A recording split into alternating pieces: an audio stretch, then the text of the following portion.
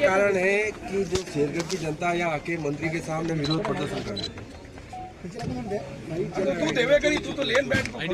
पिछले 5 सालों में शेरगढ़ में भयंकर पेयजल संकट प्राप्त हो गया और गांव का लोग 1500 रुपये से लगा करके 1000-1200 तक टैंकर डलवा रहे हैं, मतलब 15,000 रुपये महीने का पानी आ रहा है। और भयंकर संकट है। आप देखोगे जनता दल योजनाओं के कर्मचारी काफ़ी यहाँ लोग आए हुए हैं, उनको भी मानदेय नहीं मिल रहा है, ट्यूबवेलें तैयार नहीं हो रही, तो पानी का भयंकर संकट है। और जहाँ पानी का भयंकर संकट हो वहाँ से एक्शन हट जाए, दो ही ने वो दोनों हट जाए और जेईन हट जाए, तो वहाँ मैन पावर रहेगा ही नहीं, तो काम कौन करेगा? तब जनता में आक्रोश था, नाराजगी थी और जनता आकर के मंत्री महोदय से मिली कि हमारा एक्शन हट गया, हमारे दो हीन थे दोनों हट गए, जेईन थे वो भी हट गए। तो आप इसकी जब किसी को हटाते हो तो दूसरे लगाओ तो सही, जिसे वहाँ की माकूल व्यवस्था है। तो इस कारण पब्लिक यहाँ आई और मंत्री जी को ज्ञापन देकर के गजेंद्र सिंह शेखावत के खिलाफ नारे लगे थे, बारी बर्दाश्त नहीं, मोदी तुमसे खैर नहीं, शेखावत तुमसे तुम्हारी खैर नहीं, इस तरह के। मैं तो अभी सीधा मीटिंग में आया, मुझे जानकारी नहीं है, ना मुझे पता है कि क्या नारे लगे। वो नारे लगे होंगे तो आप लोगों को जानकारी। शेखावत जी वो ट्विटर पे भी दे रहे हैं कि आपके क्षेत्र में इतने 53 करोड़ के करीब का विकास किया है, आपकी पंचायत समिति में 3 करोड़ 8 लाख का विकास कार्य किया है। विकास के जो काम हो रहे हैं जनता हमको सुनती है और हमारा फर्ज बनता है। जब पिछले 5 साल में एमएलए नहीं था तो मैं नहीं कर पाया, अब जनता ने हमारे हाथ में कलम दी है तो हम कर ही रहे हैं। बाबू सिंह जी, जिस तरीके से उस कर्मचारी को लेकर शेरगढ़ के लोगों ने विरोध किया है, आपकी कोई इस बात को लेकर मंत्री जी से कोई बात हुई है? मंत्री जी से मेरी बात हुई थी तो मंत्री जी ने ये कहा कि ये सारे जल शक्ति मंत्री जी ने इनको हटवाया था। तो मैंने कहा उनको हटवाया तो कम से कम दूसरे लगवाते तो सही, अब जब हटा दिया तो हम किसे काम कराएं? अभी मंत्री ने किसी वो जनता की मीटिंग में बयान किया है कि कोई किसी के कहने पर नहीं हटे। मीटिंग में मंत्री जी ने कहा है कि हम आपकी व्यवस्था कराएंगे, वो व्यवस्था करेंगे तो ठीक है, नहीं तो फिर आज जोधपुर आए जैसे जयपुर भी जाना पड़ेगा। सर, ये मंत्री पूरा बैठक हुई, बैठक में क्या निचोड़ निकला है? क्या निकला आपको क्या लगता है?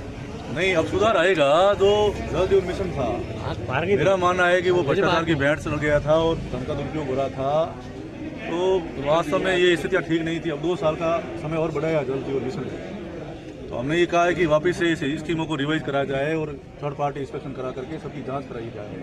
पाइपलाइनें लगी पड़ी है, पानी चालू हुआ नहीं है, पिछले 4 साल से टंकियाँ बनी हुई है, ईएसआर बनी हुई है, एमबीआर बनी हुई है, पानी उसमें गया नहीं है, तराई उसमें हुई नहीं है, रंग रोगन करके पैसा उठाया है, पाइपलाइन लगा के उठाया। तो हमने कहा भाई थर्ड पार्टी इंस्पेक्शन भी कराई है और उसकी रिवाइज स्कीम बनाई है, तो उसके इन्होंने डायरेक्शन दिए हैं।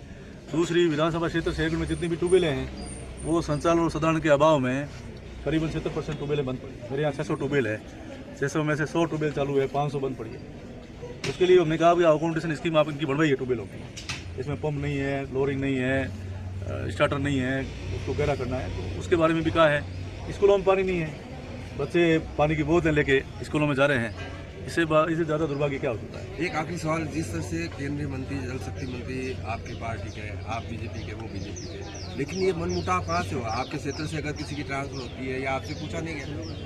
नहीं, मनमुटाव जैसी तो कोई बात है नहीं। अब इसमें अब उनको कुछ लोगों ने बताया होगा तो उन्होंने सीधी डिजायर कर दी होगी और उनकी डिजायर से हो गई होगा। मेरी बात उनसे नहीं हुई कि भाई मैं इसको हटाना चाहिए, रखना चाहिए, तो उन्होंने अपने हिसाब से किया होगा, मेरी तो उनसे बात हुई नहीं। लेकिन आज मैं कह सकता हूँ कि कुछ समस्या हैं गाँव की। जैसे हम चुनाव लड़ते हैं तो चुनाव के समय में भी कुछ वादे करते हैं और चुनाव में वादा करने के बाद में 5 साल जब काम नहीं होते हैं, वापस चुनाव में आते हैं तो लोग याद दिलाते हैं कि आपके द्वारा ये घोषणा की गई थी, वादा किया गया था, काम हुआ नहीं। तो वैसे ही अभी हमारे यहाँ वीर शिरोमणि देवराज राठौड़ जी की जयंती थी, उस समय ग्रामीण लोग खड़े हुए और खड़े होकर उन्होंने कहा कि चुनाव आगे हैं और अपने यहाँ जो केंद्रीय विद्यालय की मांग थी और अभी आदरणीय राजनाथ सिंह साहब बालेसर पधारे थे, तो जब वो मांग उठी तो राजनाथ सिंह जी के सामने आदरणीय जल शक्ति मंत्री जी ने कह दिया कि ये तो सैंक्शन है और राजनाथ सिंह जी ने घोषणा कर दी कि भाई ऑलरेडी केंद्रीय विद्यालय सैंक्शन है। तो हमने कहा भाई उसकी स्वीकृति का पत्र तो दे दो, जिससे हमको जनता में जाना पड़ेगा वोट मांगने के लिए, तो बताएंगे कि आपकी मांग थी जो वर्षों से थी वो मांग पूरी हो गई रही है, ये आपका सैंक्शन लेटर आ गया। देवराज जयंती में उन्होंने कह दिया कि नहीं, अभी तो राजस्थान सरकार आपके प्रस्ताव भेजेगी, उसके बाद में विचार किया जाएगा। तो पहले आपने स्वीकृति का कह दिया, अब विचार किया जाएगा, दोनों में विरोधाभास है। इसलिए मैंने उनको कहा कि पहले जब आदरणीय वसुंधरा जी मुख्यमंत्री थे उन्होंने भी प्रस्ताव केंद्रीय विद्यालय का भेजा था शेरगढ़, और आदरणीय अशोक जी गहलोत साहब ने भी प्रस्ताव भेजा था। तो दोनों सरकारों के प्रस्ताव राजस्थान सरकार के पास या केंद्र सरकार के पास गए थे। केंद्रीय संगठन आकर के यहाँ सर्वे कर गया, जमीन अलॉटमेंट हो गई, सिर्फ एक सैंक्शन निकलनी बाकी थी। वैसे ही और भी कई समस्याएं हैं। जैसे मेरा मानना है कि आदरणीय गजेंद्र सिंह जी और मैं दोनों विश्वविद्यालय से हैं, वो भी छात्र संघ अध्यक्ष रहे, हम भी रहे। तो पहली बार वो सांसद बने तो उस समय हम विश्वविद्यालय के इंजीनियरिंग कॉलेज में और रोड कैंपस में एक फंक्शन में गए, तो बच्चों की मांग थी कि ये पश्चिम राजस्थान का सबसे बड़ा विश्वविद्यालय है, ये केंद्रीय विश्वविद्यालय होना चाहिए।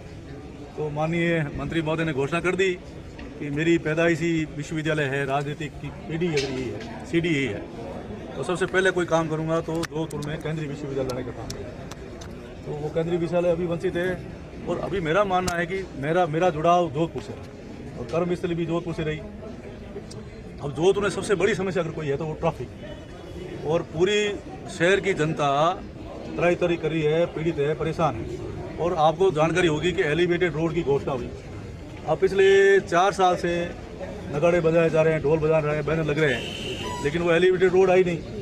तो आप कहीं भी चौराहे पे जाके पूछोगे कि भाई ये ट्रैफिक की क्या समस्या है, तो आम जनता एलिवेटेड रोड की मांग करेगी। तो वो भी मांग आपके सामने है। अब कई मुद्दे ऐसे भी हैं हमारे गांव में जो जनरल कास्ट के लोग हैं, उनमें EWS की मांग है। ये भी राजस्थान सरकार ने तो सरलीकरण किया था, लेकिन केंद्र सरकार भी करे जिससे केंद्र की जो सरकारी नौकरियां हैं उसमें भी हमको इस EWS के आरक्षण का लाभ मिले। और राजस्थान में तो खैर उन्होंने सरलीकरण कर ही दिया, केंद्र में नहीं किया, इसलिए केंद्र की नौकरियों में नहीं मिल रहा।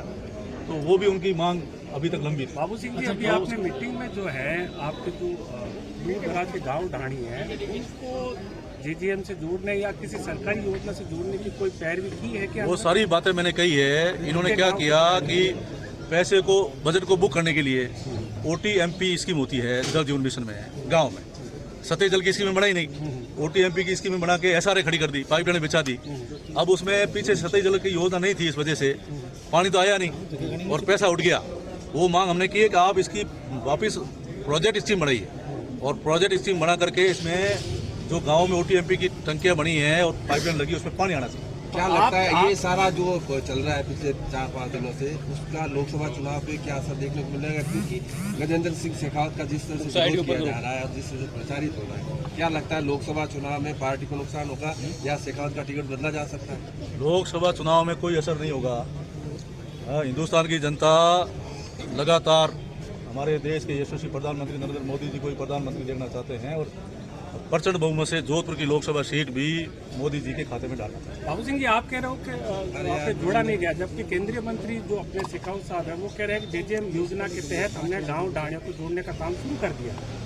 नहीं, वो तो धरातल पे जाओगे तब आपको पता लगेगा कि जब ऑनलाइन जो JJM सिस्टम है ऑनलाइन, उसके अंदर किसी गाँव में कहा 600 टूटियाँ लग गई, जुड़ गई। रायसर गांव का बताया गया कि सबसे पहले जोधपुर रायसर गांव 100% JJM में जुड़ गया, लेकिन 100% वंचित है। 100% की बात करते हो जुड़ने की, लेकिन 100% वंचित है। मेरा गांव रायसर है, रायसर गांव है।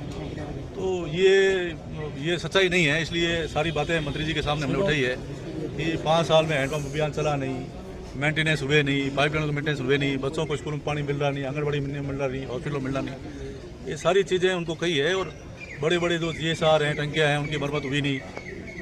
लंबे समय से जो RO प्लांट गांव में लगे हुए थे वो सब बंद पड़े हैं, उनका O&M वापस हुआ नहीं।